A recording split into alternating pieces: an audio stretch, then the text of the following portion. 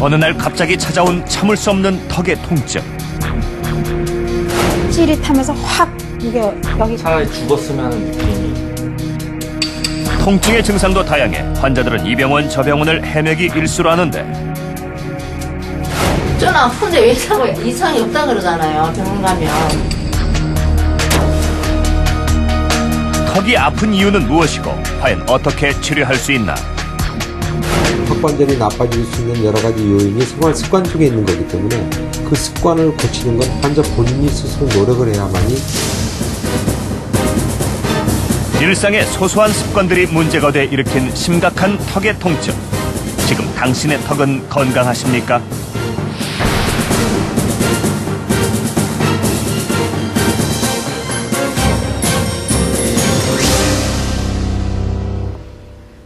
로댕의 생각하는 사람과 헬레니즘 시대의 대표적인 조각 중의 하나인 잠자는 헤르마프로디투스입니다.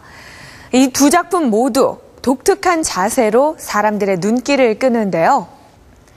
그런데 로댕의 작품처럼 이렇게 턱을 괴거나 헤르마프로디투스처럼 엎드리거나 옆으로 누워서 한쪽 뺨을 대고 자는 자세는 우리 몸 어딘가에 큰 무리를 준다고 합니다. 그것은 바로 턱관절인데요. 우리는 관절의 소중함을 잊고 살아갈 때가 많습니다. 인간의 골격을 이루는 것은 206개의 뼈지만 뼈와 뼈 사이를 잇고 뼈를 움직일 수 있게 해주는 것은 100여 개의 관절이죠. 그중에서도 가장 많이 쓰이는 관절은 바로 턱관절이라고 합니다. 무려 하루에 2,400번에서 3,000번까지도 움직이는 턱관절은 강하게 힘을 주어서 씹을 때는 자신의 몸무게를 들어올리는 것과 같은 엄청난 힘을 발휘한다고 합니다. 씹고 말하고 웃고 하품하고 하루 종일 쉴 새 없이 사용되며 엄청난 힘이 가해지는 턱관절. 이 턱관절에 문제가 생기면 어떻게 될까요?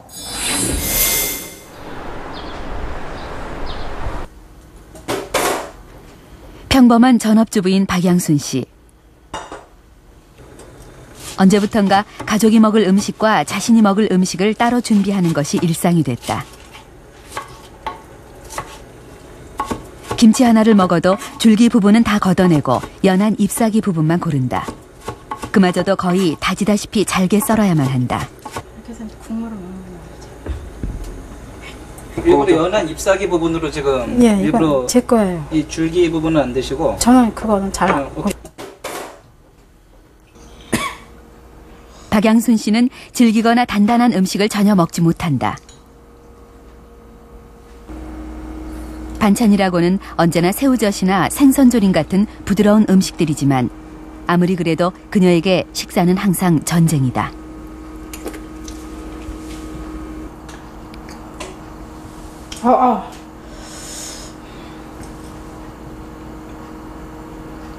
음식을 씹을 때면 특히 심해지는 고통, 턱의 통증 때문이다.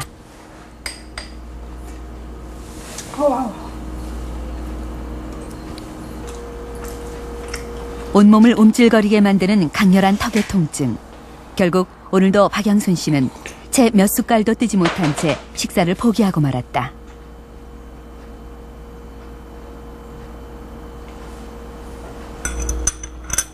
입안을 움직이면은 일단은 여기 턱이 굉장히 아파요.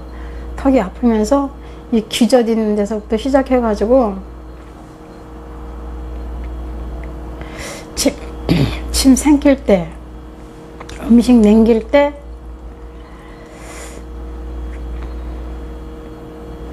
굉장히 이렇게 막 통증이 확 오면서 귀까지. 그리고 어떤 때는 머리, 이 등, 여기 목줄기 있는 데까지 이렇게 하면서 통증이 굉장히 심해요. 그러면 나도 모르는 순간에 앗소리가 하루에도 몇 번씩 나와, 이게. 어느 날 갑자기 턱관절에서 소리가 나는가 싶더니 5개월 전부터는 아예 입이 안 벌어지며 통증이 시작됐다는 박양순 씨. 양쪽 턱을 감싼 채 지그재그로 천천히 입을 움직이면 그나마 입이 벌어지긴 하지만 반드시 극심한 고통이 따른다.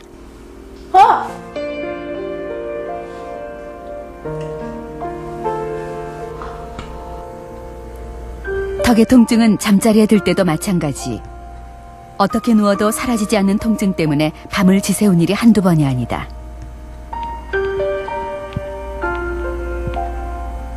컴퓨터로 그걸 보니까는 어느 치과 의사 선생님이 이를 악물어도 이 턱이 아프다.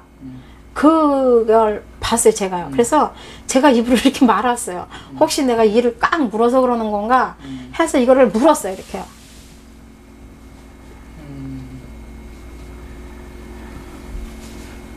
이렇게.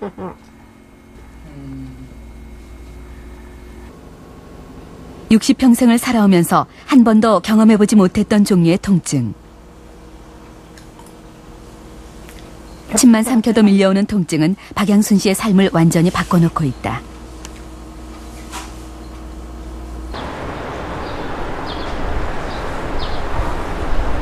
얘기 보고 싶었지? 딸네 집에 들러 손자의 재롱을 보는 게 유일한 낙이라는 박양순 씨. 이렇게 좋아한다니까요. 왜 부러우리지? 하지만 그 순간에도 원인 모를 통증에 대한 답답함은 좀처럼 사라지지 않는다. 작년 8월 달에 제가 이비인후과 때 갔단 말이에요. 거길 다시 한번 또 갔어요. 아줌마 왜 또 왔어요? 이러는 거예요. 아줌마 왜 또 왔어요? 그러면서 소화 안 되는 약을 줘준다고 하더라고요. 저 소화 안 되는 거 아니에요, 내가. 여기가 아파서 온 거니까 지금 봐달라고 그랬더니 아줌마 신경쓰이니까 그냥 가세요, 이렇게 말씀해요. 좀 차라리 어디가 아파서 잘못됐어요 하면은 고치면 되는데 아무 이상도 없는데 그냥 엄마는 아프시니까요. 그게 더 괴로우신 거예요. 저희도 답답하고. 음식을 먹는 것도 말을 하는 것도 일상에서 입 벌리는 행위 자체가 고통이 돼버린 박양순 씨. 대체 그녀의 턱에는 어떤 문제가 생긴 것일까?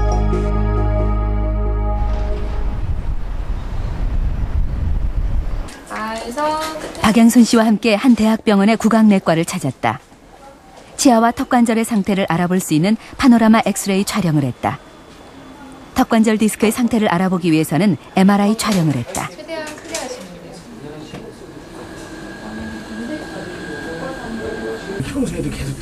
종합적인 진단 결과 그동안 박 씨를 괴롭혀온 질환은 바로 턱관절 장애.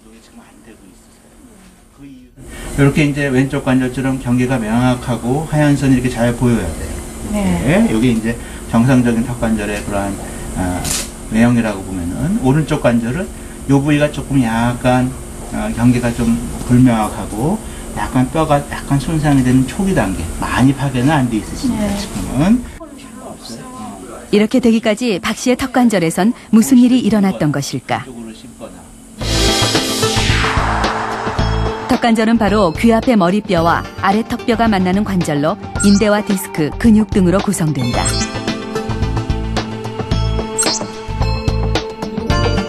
특히 디스크는 턱이 움직일 때 뼈와 뼈 사이에서 함께 움직이며 충격을 흡수하는 중요한 조직이다.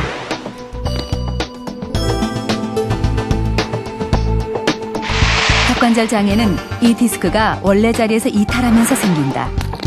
이럴 경우 예민한 신경과 혈관이 밀집된 인대가 손상을 받으면서 심한 통증을 느끼게 되는 것이다. 턱관절 장애는 잘못된 생활 습관에서 비롯된다. 한쪽으로만 음식을 씹거나 질긴 음식을 자주 먹고 턱을 괴는 습관은 턱관절에 무리한 자극을 주는 대표적인 행동이다. 평소 이를 악무는 습관이나 한쪽으로 누워 자는 것 역시 턱관절에는 해롭다. 특히 수면 중 이갈이는 턱관절에 가장 위협적이다. 기대해 보시죠. 통증도 통증이지만 현재 박 씨에게 가장 절실한 문제는 입이 제대로 벌어지지 않는 것. 이를 해결하기 위해 의료진은